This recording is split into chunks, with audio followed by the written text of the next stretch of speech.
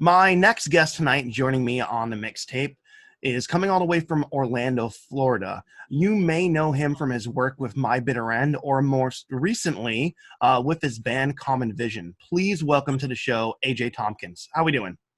Good. How you doing? Thank you for having me. Oh, dude, I'm not a problem at all, and I'm doing pretty good. I don't know how it is in Florida, but it's like a perfect 82 degrees here in Maine today. Yeah. It's like 98, 100% humidity, thunderstorms, then it's Yeah. even hotter.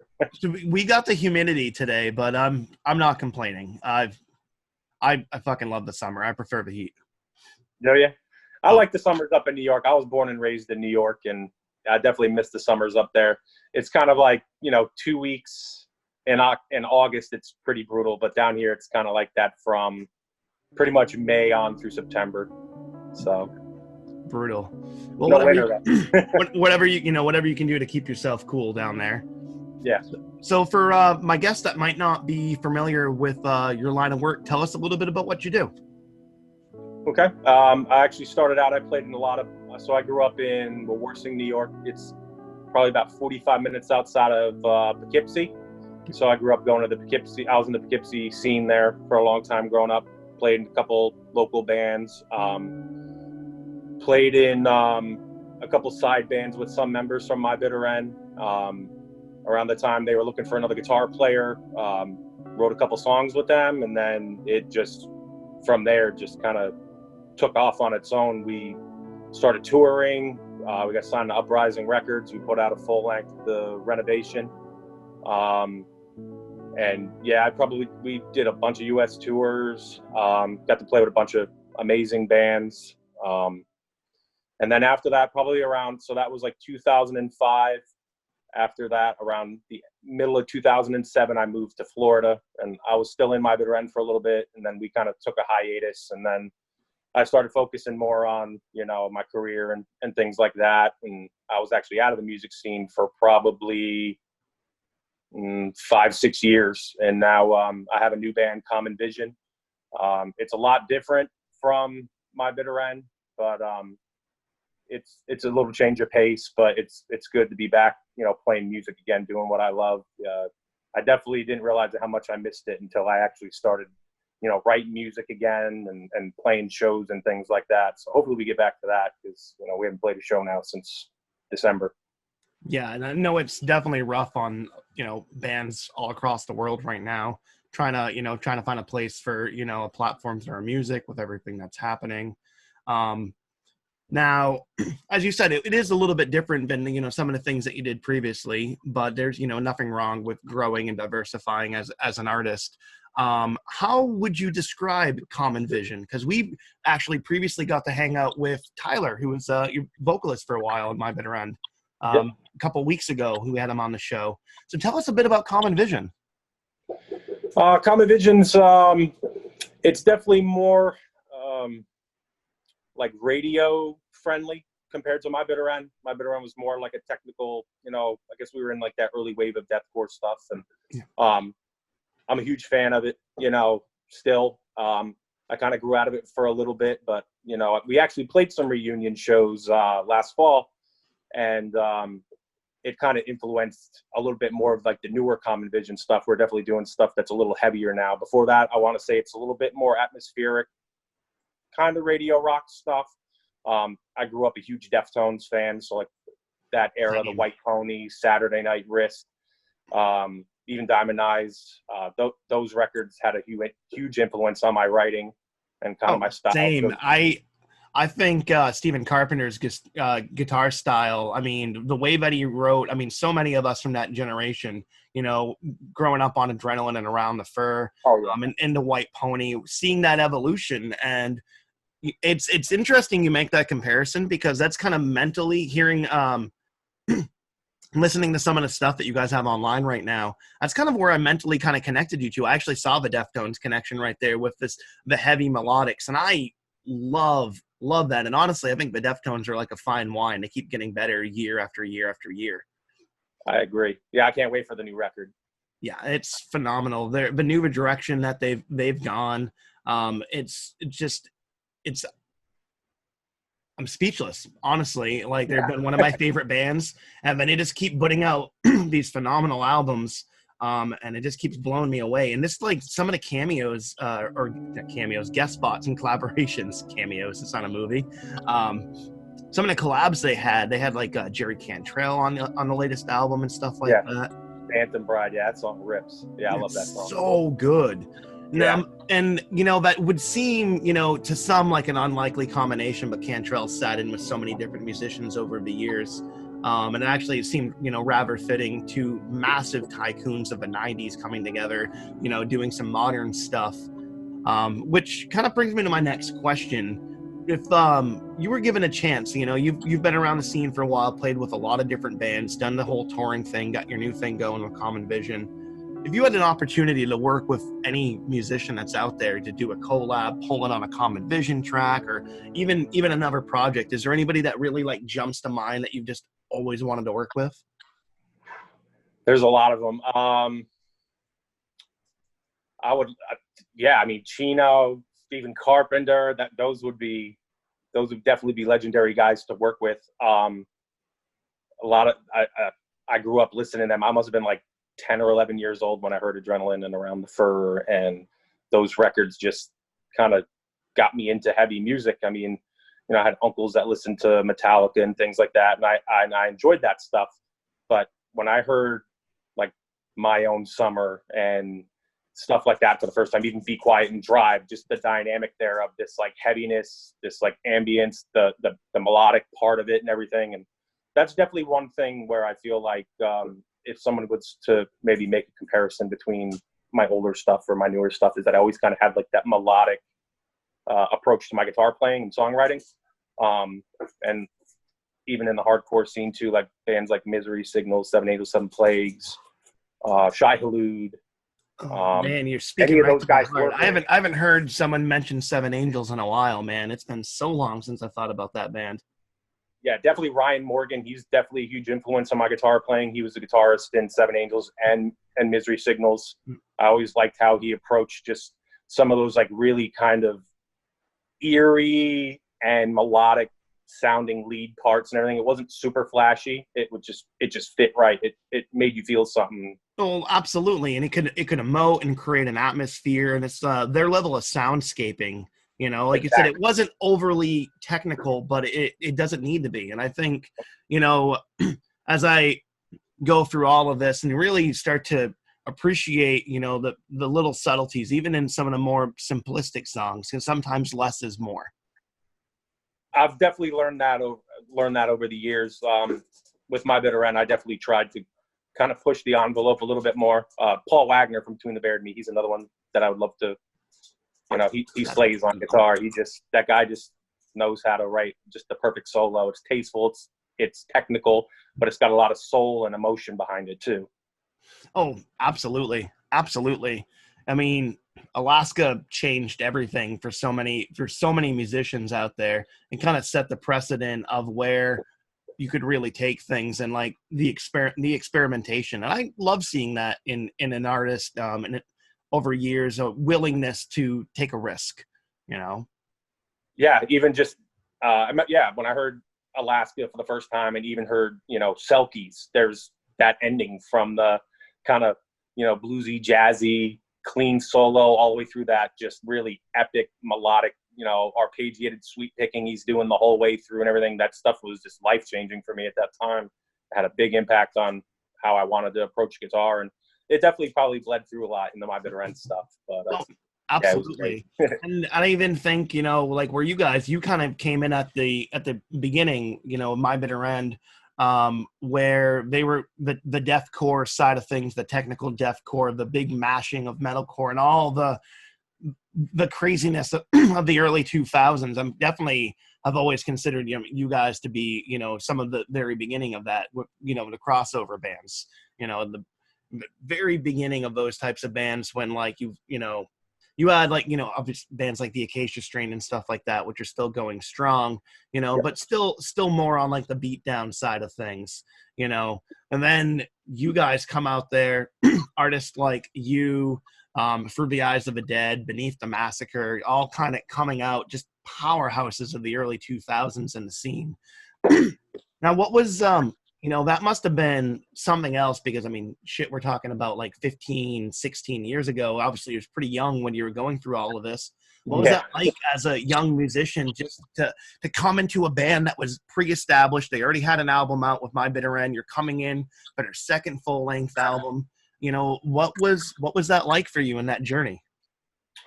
It was different. Like I said, I knew the other guitarist and the drummer, Todd and Mike. We had played in a couple other bands prior to me joining My Bitter End, and that was more kind of like we were kind of almost into like the screamo grindcore side of things. Like we were like really into like As the Sun Sets, Love Lost but Not Forgotten. Who else was really big in that time? Converge, Dillinger Escape Plan. So we were going for like more like the noise. We had a little bit of melody, but so My Bitter End, like on that first full length, it was very moshy, a lot of breakdowns. So yeah, when I came in, it was we were kind of more doing the riffing and then adding those breakdowns to trying to mix like a little bit more melody with the the blast beats, breakdowns, all that stuff. And sometimes it kind of probably went all over the place, but a lot of people still talk to me about it, so I'm glad that it had some kind of impact on people. I see a lot of people hit me up about it to this day. It's pretty crazy. Well, I think it just goes to show the level of influence that the band had on so many people. I mean, that area of New York was just pushing out bands at the time. If you look within a 50-mile radius of there, you can find some of the biggest names in metal and hardcore, that are still relevant to this day, Absolutely.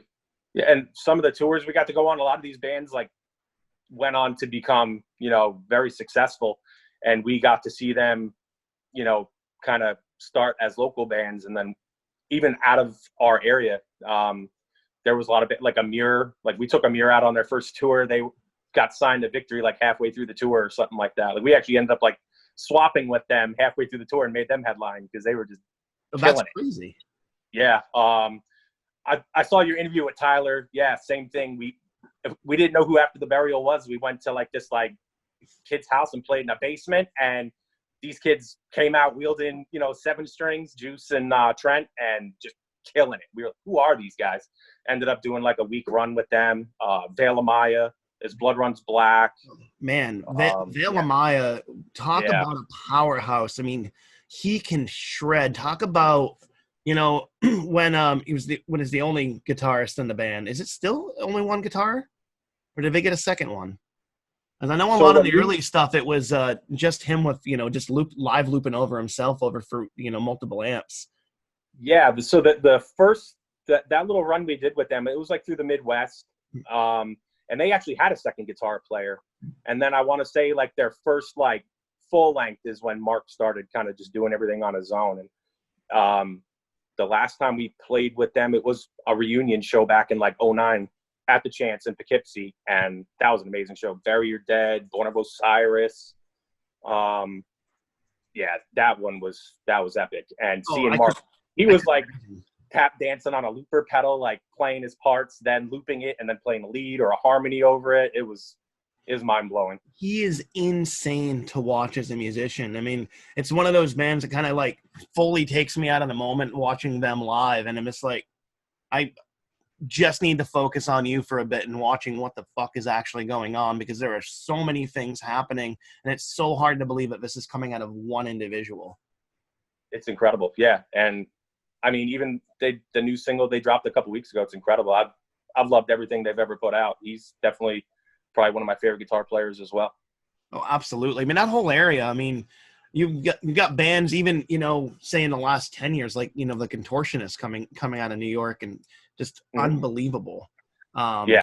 I saw them very first time opening up for Arsonists Get All the Girls, Plea for Purging, and Lionheart at Bogies. Okay, yeah. And they were like one of the openers, and I was just hanging out with Sean and some of the guys in Arsonist, and we're they came on and it just blew everything away. The whole place. I mean, they were the opener, they were local opener, and it was what would go to be the blueprints for Exoplanet. And I remember just complete frisson, complete goosebumps watching them. I had to ran to my car, get my camera, start filming them halfway through a song because I just knew it in my heart. I'm like, these guys are going to be something. Absolutely, hands down. It was such a tiny little stage at Bogies, and they just filled it and commanded, the entire, I think, 18-minute set they played. Yeah. And it's awesome to have seen that, and that's just, as a camera guy, as a filmmaker over the years, and you get to see that personally with your brothers and other bands. Whatever bands did you get to see that are just now just at the top of their game, that were just, kids when they started? Yeah, it would definitely have to be Muir, After the Burial, De La Maya. Who else? Trying to think. Even just some of my other friends from other bands. There was a band from upstate, Recon, that the guitar player that I'm friends with, Tony, he ended up joining State Champs. They're like one of the biggest pop punk bands in the game. Yep. They're fantastic too. Who else? Drawing a little blank, but yeah, I mean, that's already so many massively influential bands. You're not here.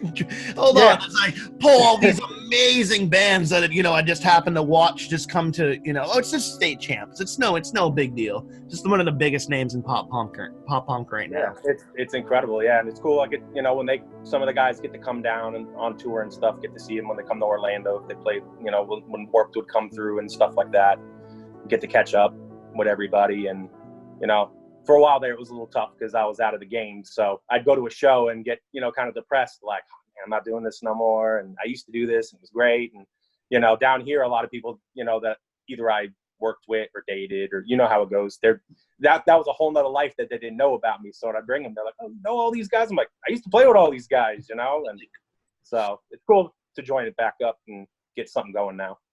And now, before we get into some of the more current stuff, when you were doing all these tours and stuff like that, I mean, most of us, especially in the metal and hardcore scene, we start with house shows. I mean, you said you played some kid's living room when the parents weren't there, and After the Burial had one of their very beginning shows.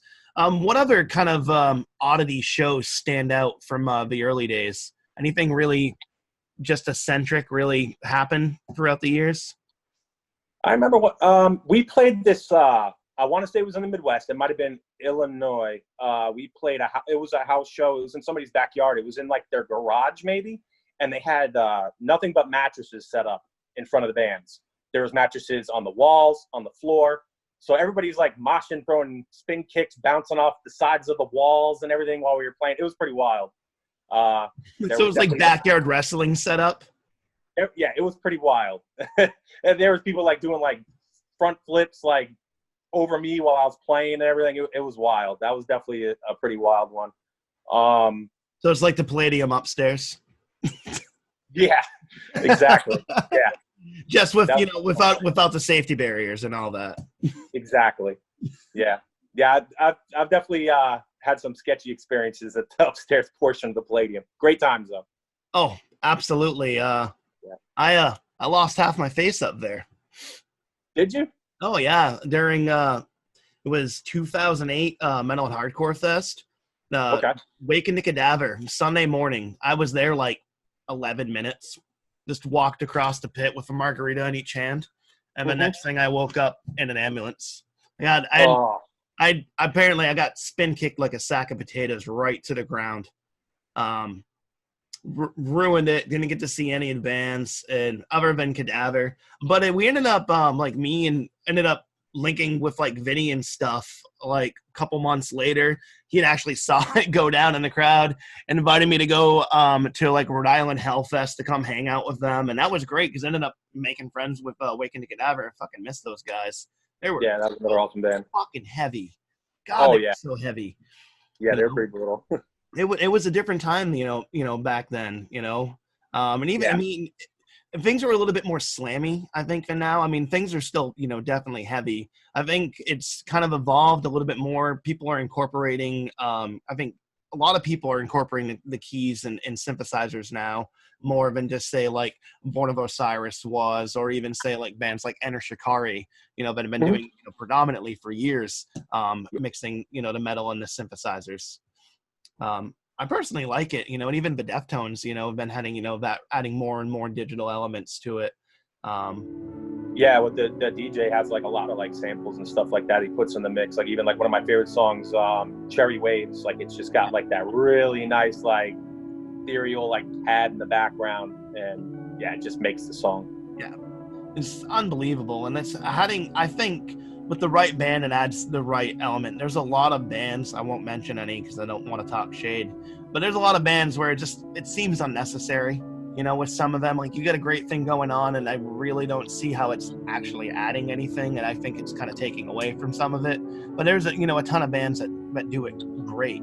I mean, shit, the Browning keeps going, you know? Yeah. And it's just unbelievable. It's an interesting time for music, you know? And it's a good time for taking risk. And I think that's why you guys with this new stuff with Common Vision, like it's familiar, but it's also new. You're doing different things, and that's what I really like about it. Like I said, to me, it was reminiscent of the Deftones. I know you guys cite a little bit of like Memphis Mayfire, some of your influences and stuff like that.